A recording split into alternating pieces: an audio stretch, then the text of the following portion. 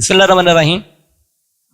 नाज़रीन, इस वीडियो के क्लिप में आपको ये बताया जाता है कि एंटी इंसेक्ट नेट में जो काश्तकारी करते हैं ना काश्तकार, वो ज़रा होशियार होकर रहे हैं। अब अफगानिस्तान से जो है ना वो ओपन में काश्ता जो है ना सब्जियात, वो गर्मियों में आनी शुरू हो गई हैं।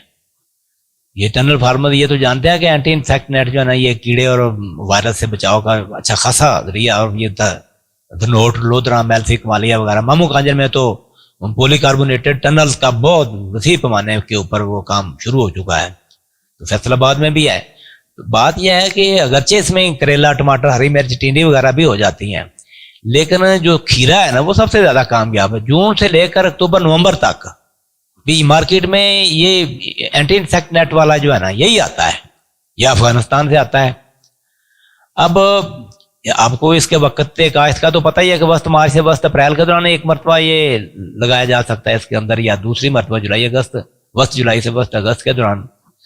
तो लेकिन ये काम जो है ना ये बहुत महंगा, 15-20 लाख रुपया फी एकड़ इसके ऊपर, एक एकड़ के ऊपर खर्चा आ जाता है। तो ये इतना बड़ा रिस्क है। इसके ऊपर देखें 14 रोल तो एंटी इंसेक्ट नेट के लग जाते हैं, जो 8 लाख से ऊपर इसके ऊपर ही खर्चा आ जाता है। तो जो पाइप 20 इंच के 270 पाइप इस्तेमाल होते हैं, जिसती पाइप, तो 8-10 लाख से काम नहीं है वो भी।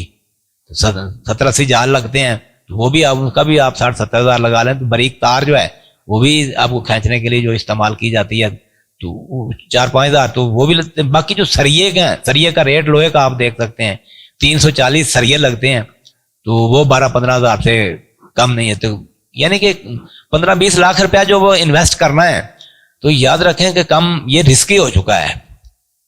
और फिर ये कि बीज जो है, खासतौर पर ये यॉक्सल का टार्जन 340 जो है वो तो बड़ा ही कामयाब साबित हुआ है इसके अंदर। ये ठीक है, वो भी महंगा है। अब अफगानिस्तान में दरियाए ऑक्सस रिवर जो है ना, दरियाए आमूद से बहुत बड़ी नहर जो है ना वो अफगानिस्तान की तरफ बहाली गई है। खैर इंडिया ने मदद की है, जिसने भी की, अच्छा काम है।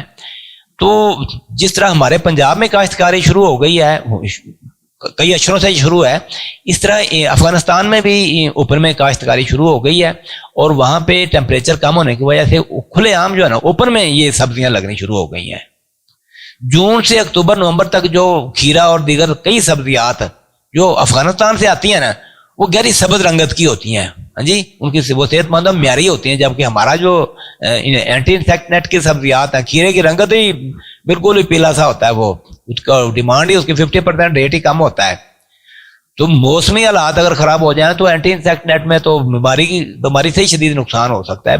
बात यह है कि अब वो एंटी इंसेक्ट नेट में जो है ना वो पहले वाला चार्म बाकी नहीं रहा, वो पहले की तरह एक्सक्लूसिव किस्म का ये सूरत नहीं है। अब अफगानिस्तान एज ए कंपटीटर बल्कि हमसे बेहतर आगे जा रहा है। तो इसमें मोनोपोली वाली बात कोई नहीं है, वो पहले की तरह कमाई नहीं हो सकती।